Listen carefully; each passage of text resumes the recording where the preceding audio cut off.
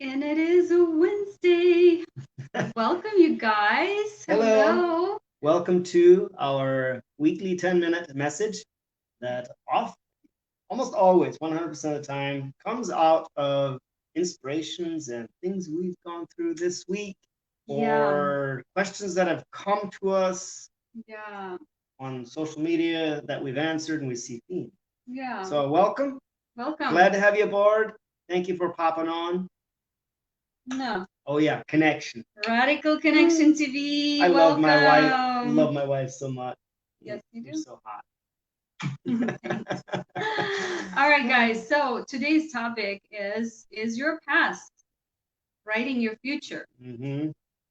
And we talked about multiple things in the past about the things that you're stuck in, maybe, or ignorance, or accountability, right? And there's so many things, and a lot of people are deciding or living their presence, and they're planning their future according to their past. Mm-hmm.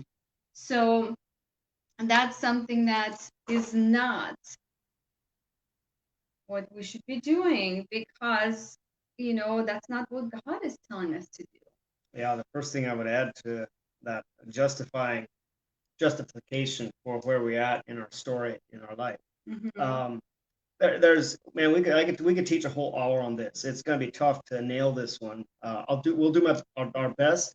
Um, but specific to singles that have never been married, and the longer you're single, the more likely is the temptation to give in to becoming comfortable. Mm-hmm. And life goes on. And if you get it single into your 40s, 50s, and beyond, the vision can actually fade to the point where you lose the desire to actually do what it takes. Mm-hmm. Or another one we see a lot is justifying one's decision to be single or one's lot of singlehood as being from God, or there's no one out there qualified that's good enough, or just a general bad view of marriage, not seeing a good examples of marriage. Whatever it is, there's like 1,000 reasons why singles choose to stay married or justify their position to be single. yeah, their position of singlehood. And I was single until I was 40, so I get it. I can at least speak with authority up to the age of 40, how comfortable one can get in singlehood. And I never lost the dream and the desire to be married. However, I was very comfortable as a single person. And Mm-hmm. so the older I got, the harder it was to think about stepping out and moving forward into that. Mm-hmm. And the longer we stay single, um, the harder it is to create a vision for anything different. Mm-hmm. And our past story is influencing our current story, and our current story is writing our future story. Yeah. And without breaking some cycles in that and choosing to envision what we want, Yeah. you know, yeah. That's really good example, and I can tell you that you can parallel that with anything in your life, right? It's not just being single or being married. It's financial, it's motherhood, it's you name it, traveling, anything that you let's say you dreamed about, you have a vision for, and it's on your vision board, or it's on written maybe somewhere, or it's in your mind. If you're not seeing it yet, it doesn't mean that it's not going to happen, right? A lot of people are deciding, okay, this is it. I'm never going to get married. I'm never going to be a mother or father. I'm never going to be successful because look at this. Until now, I was not able to be there. And that is not true. I mean, it is truth that you haven't gone there yet, but do not plan your future from what you have seen in the past in your life. Why? Because some, if you probably seen this before, right? Look at McDonald's. How old was he when he created McDonald's? Pretty old, right? Old meaning for those who are in your 20s, right? He was in the 50s, I believe.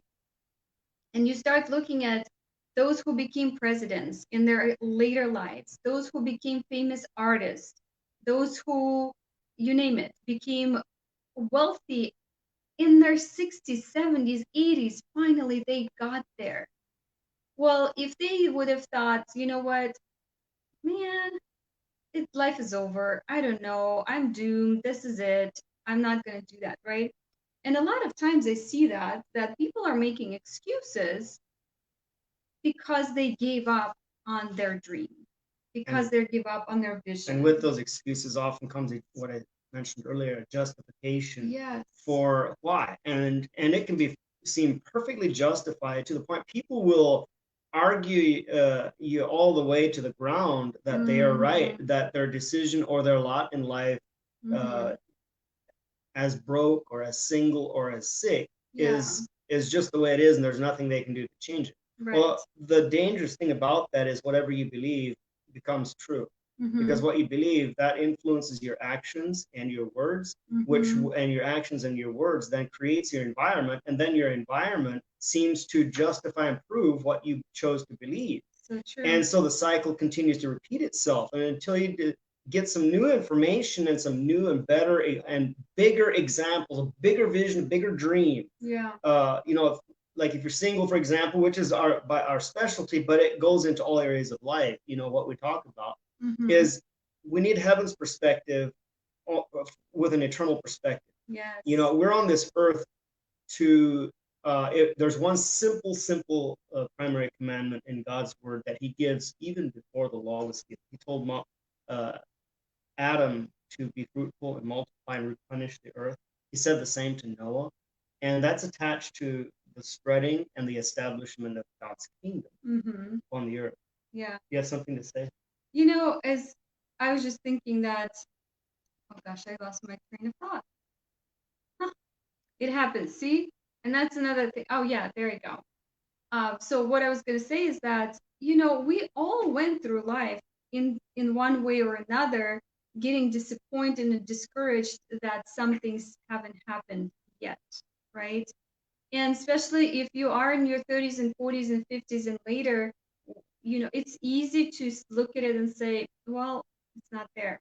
So what do you do? What should you do differently? If it's still deep down is in your heart to get married or to get remarried and create a beautiful marriage, or become wealthy, create a business, maybe create this idea that's going to bring multiple people an incredible revelation of something, like, oh gosh, I love blenders, right? Vitamins blender is one of my favorite things. Whoever created it, that was awesome. So maybe you have their idea, something, Tesla, whatever, cars, something, right? Your idea, maybe some awesome muffins, I don't know. But so surround yourself with people that's going to help you to dream bigger, to get there, and to create the way to reach that destination at some point of your life. Basically, create. Taking steps. Yeah. And so if you lost your vision in the process, pick it up again. Listen, we do that every day. Yep. If I lose vision, my husband can tell right away. He says, have you lost the sight of your vision? I'm like, oh, that's a good question. Yes, I have. Let me pick it up again. Yeah. Right? And that is very important. Yeah, so and it's absolutely the case. I mean, even us, as leaders we look up to, can get discouraged and lose the vision, and be tempted to allow our current situation to write the story of our future, or allow our past to write our current present reality. So we don't know what we don't know. Yeah. And if we don't know what we don't know, we're going to tend to justify where we are and what we know as that's it. That's where it's at, and this is all there is to it.